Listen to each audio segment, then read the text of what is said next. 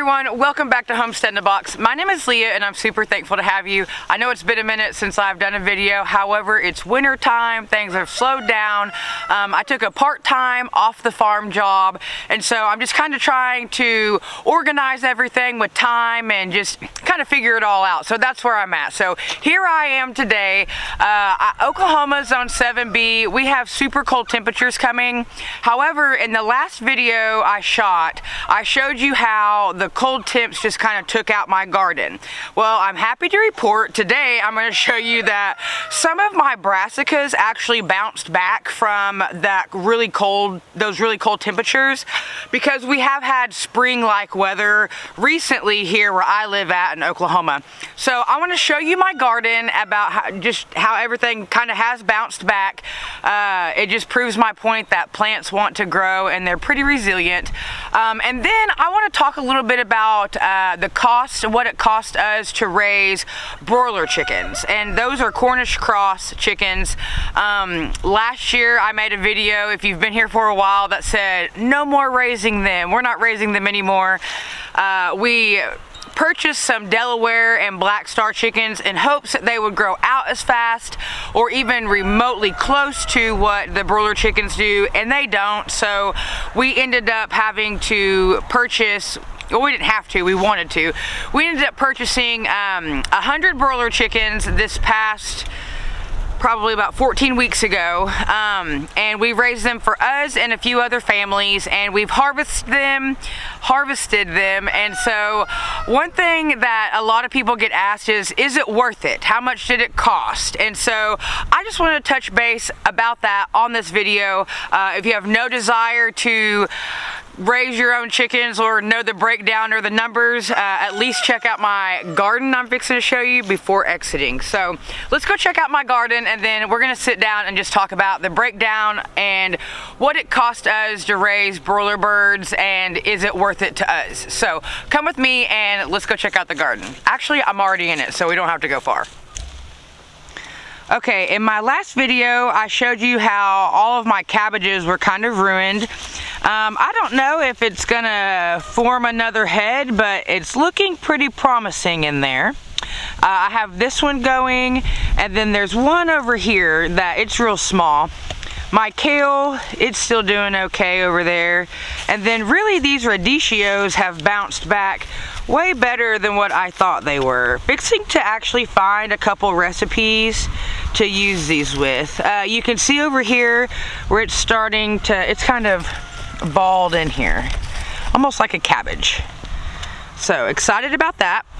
And then the other day I came home and it was really just nice outside, so I took some lettuce that I had growing in smaller containers and added them to this bigger garden so they can actually kind of get larger and do their thing. My spinach is looking great, and then check out these carrots. My carrots are really doing good over here. I'm super excited. Now that's a weed I just need to pull out there, but all of these are my carrots. Super excited about my carrots. In fact, ordering more carrots this week. That's a whole nother video just over what I'm buying for my garden coming up. So let's come over here. All of my mustards are doing really well. Such detail. I love the detail of growing food. The details in the food. All of my radishes are still doing good. Really satisfied with my garden. I have all my plastics and stuff out here because the temperatures are fixing to cool back off. My lettuces are all doing okay. And then this bed over here, say hi, guy. These are all of radishes all the way down. And then I have some chives and cilantro growing, and they're actually doing really well too. So. Alright, so like I said, my garden has really just kind of bounced back and shown me a little bit of what it could even do. I was doubting it there myself. I say it all the time, it's definitely trial and error when it comes to gardening. However, I'm super thankful that I'm just willing to even try. So food growing, pretty excited about that. Now let's talk about chickens, okay? Like I said earlier, it's a question a lot of people get. Is it worth raising your own chickens at home? And I've got a few different answers, and I'm gonna kind of go into a little breakdown of how I feel about it, okay? One, you have to ask yourself, why are you raising chickens in the first place? For us here on our homestead, we raise chickens, that way we know where they come from, they're ethically raised, we know what we feed them, we know what their housing situations are like. We believe that the energy in the chicken is the energy that basically you're consuming as the individual eating it. So we want to consume chicken that's been happy, healthy, and just happy. So that's the reason why we raise our own chickens here. As far as it being as affordable as just going to a big box store and purchasing a whole chicken, this last 12, 14 weeks, I wrote down all of the cost of everything because we were raising chickens for other people, and so I had to keep record of it. I'm not going to go into the breakdown and all of that with you. I'm just basically going to tell you the overall of what it cost me per chicken and why it costs that, okay? One, here at our homestead, you have to take in consideration that Tree has already built all of the movable structures. Our chickens move every day. This year it kind of didn't matter that we moved them every day, because even the grass that we moved them to was dead grass because we had been in a drought. So we move them every day. Tree's already built those structures, so we do not have to buy those every time we raise chickens. So that cost is taken off in the beginning, okay? And we already have our waters, our brooder. We have everything you need to start chickens. So that is an advantage that we have. We already have purchased all of those things because we were thinking long term when we purchased those, okay? So we have the structures that we already need, and then really we just had to buy the chickens. Overall, we bought 100 chickens, and they cost us around $270. We used a discount at McMurray Hatchery because we use McMurray Hatchery every single time, and we had a discount code that we used. And we ordered a booster that comes with them. So 100 birds, $270, $80, somewhere around in there. Okay, and then we fed 35 bags of feed. That's $17.99 a bag. We use shrink bags after the chickens have already been harvested. We put them in shrink wrap bags instead of just freezer bags, things like that. It makes us feel safer knowing, I mean, it doesn't matter what kind of bag you use, you just want to make sure it's a freezer bag. But we personally like the shrink wrap bags, and those can be kind of costly. We got like 100 of them, I believe, and it was like $40 or something like that.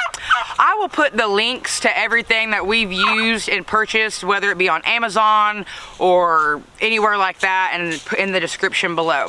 We originally had a yard bird plucker, and those cost around $500. However, we were only able to use it one time, and it has broke down on us because water got into the motor. So this is me saying I would not purchase a yard bird plucker ever again.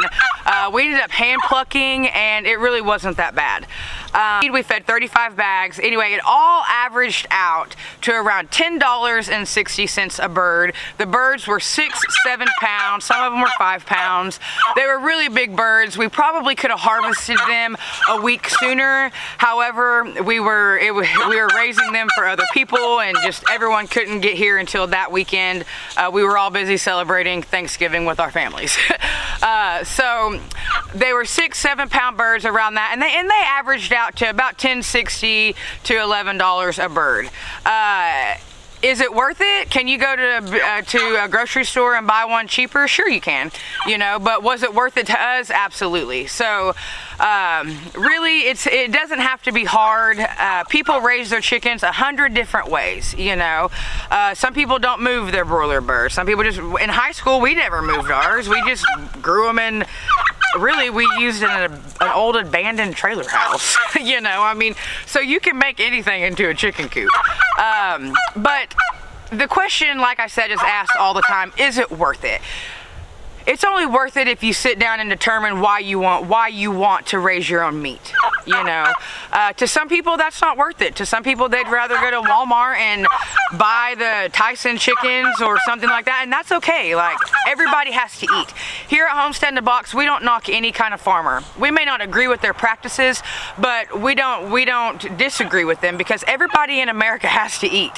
And if I'm not growing it for them, I can't grow food in mass production for everybody. You know, I can only grow it for a few families, you know.